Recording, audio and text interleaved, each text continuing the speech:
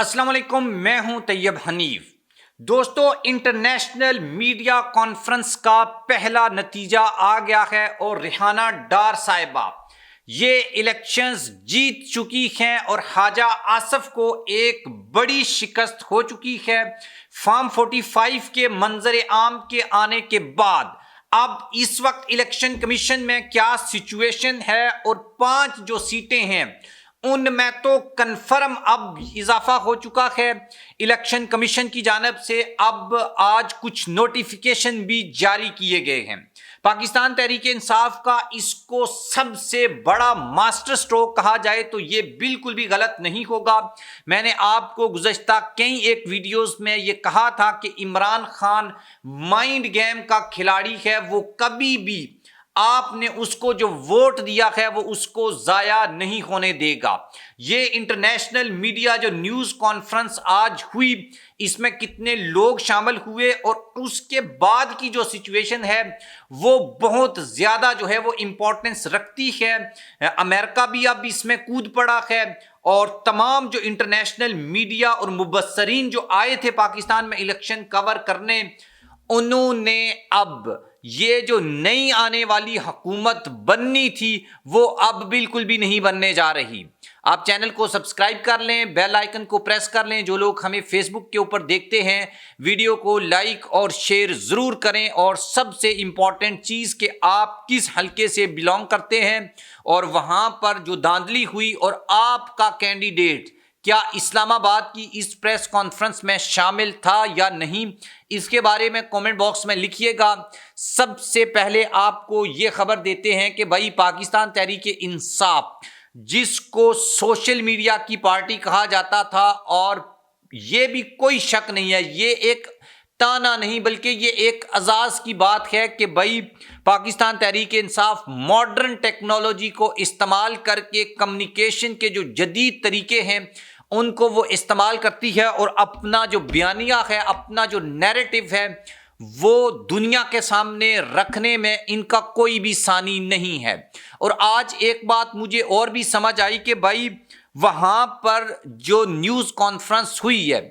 उसमें जो सबसे इंपॉर्टेंट चीज ये थी कि भाई जिन लोगों के साथ धांधली हुई है वो सब पढ़े लिखे थे। मतलब आप अंदाजा लगा लें यहां से कि रिहाना डार साहिबा,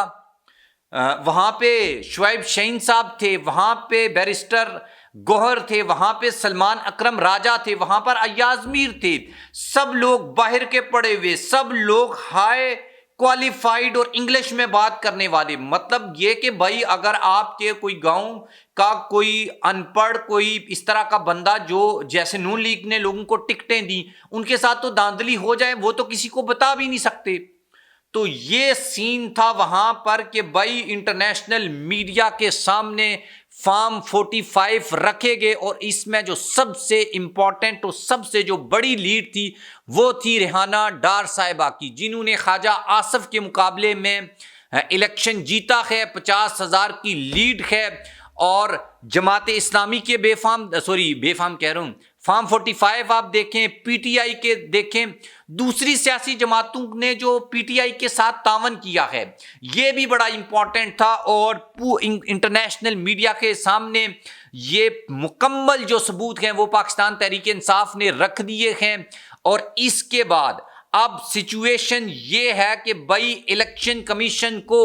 मजबूरन अब रिहाना डार साहिबा का जो नतीजा है वो अखज़ करना पड़ रहा है, वो अब इंसाफ देना पड़ रहा है, क्योंकि नविश्ता दीवार यानी दीवार के ऊपर ये लिखा हुआ है कि भाई रिहाना डार साहिबा जीत चुकी हैं, सलमान अकरम राजा जीत चुके हैं, यास्मीन राशिद जीत चुकी हैं, अय्याज अमीर जीत चुके हैं। और ये ऐसे नाकाबिले तरदीद शवाहिद हैं जिनको कोई भी नहीं जुठला सकता। हालांकि इंटरनेशनल जो मीडिया है उन्होंने भी बड़े ज़बरदस्त सवाल किए, उन्होंने छानबीन की, उन्होंने मुख्तलिफ जो फॉर्म्स थे उनको टैली करके देखा, उन्होंने आप उनके स्टैंडर्ड्स होते हैं इंटरनेशनल मीडिया के और वो तो खिलने नहीं देते। और यहाँ पर हमारे जो लोकल सहाफ़ी होते हैं और उसमें कुछ लफाफा सहाफ़ी होते हैं। ये जो शहबाज शरीफ है वो देखा नहीं था मंसूर अली खान के सामने किस तरह से फंस गया था,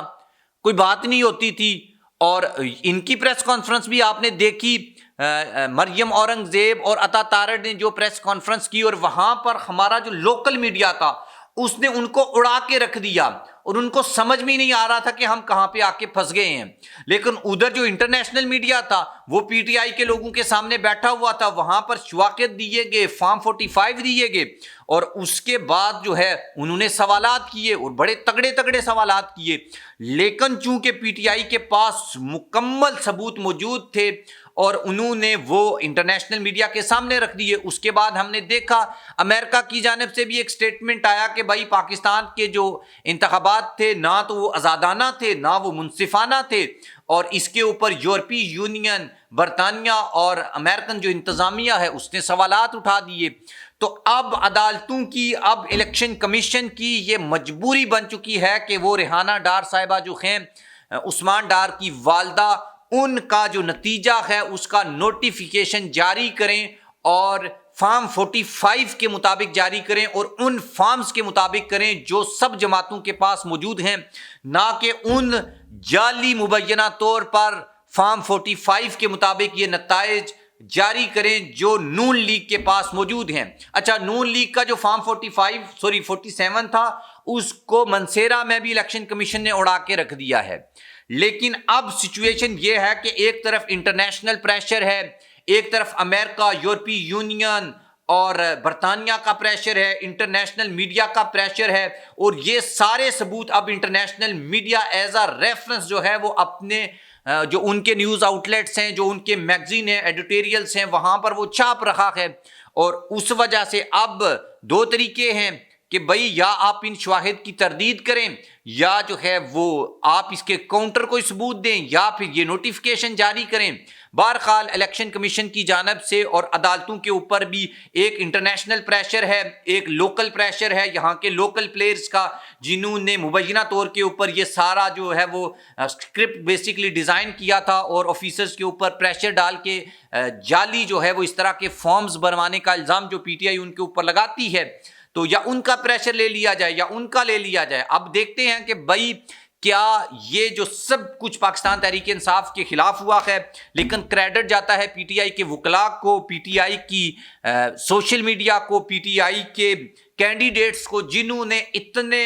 زبردست طریقے سے اپنا کیس انٹرنیشنل دنیا کے سامنے رکھا ہے, انٹرنیشنل اسٹیبلشمنٹ کے سامنے رکھا ہے, انٹرنیشنل میڈیا کے سامنے رکھا ہے.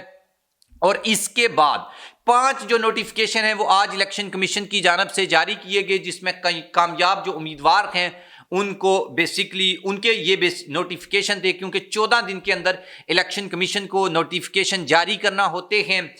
یہ جو میں نے آپ کو لوگ بتائے ہیں ان کے نوٹیفیکیشن روک دیے گئے تھے کیونکہ عدالتوں نے حکم دیا تھا, اور اب جو شواہد آج پی ٹی آئی نے انٹرنیشنل میڈیا کے سامنے رکھے ہیں, یہی شواہد عدالت میں جب رکھے جائیں گے تو عدالت بیسیکلی ان کو اڑا کے رکھ دے گی. پچھلی ویڈیو میں آپ کو ایک بات سمجھائی تھی اور بتائی تھی کہ لیفٹیننٹ جنرل ریٹائرڈ جو نعیم لودھی صاحب ہیں, انہوں نے بڑا کلیئر کٹ یہ بات کہہ دی ہے کہ بھائی اصل میں ریٹرننگ آفیسرز کے اوپر پریشر تھا اور انہوں نے پریشر میں آ کر احتجاجاً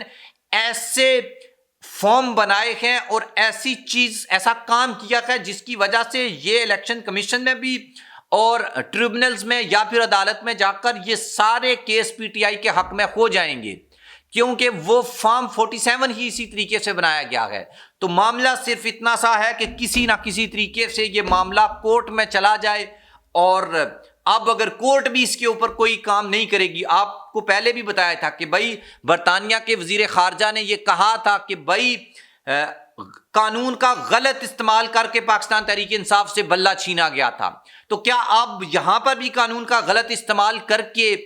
یہ سیٹیں چھین لی جائیں گی؟ تو اس کا مطلب ہے, اس کا جواب ہے نہیں, ایسا اب نہیں ہو سکتا. اگر ایسا ہوگا تو اس کے بڑے نتائج جو ہیں وہ پاکستان کو بھگتنا پڑیں گے, اور لیٹس سی دیکھتے ہیں اس کے اوپر کیا ڈیولپمنٹ ہوتی ہے. ایک دفعہ پھر ہمارے ادارے, ہمارا الیکشن کمیشن, ہماری جو عدالتیں ہیں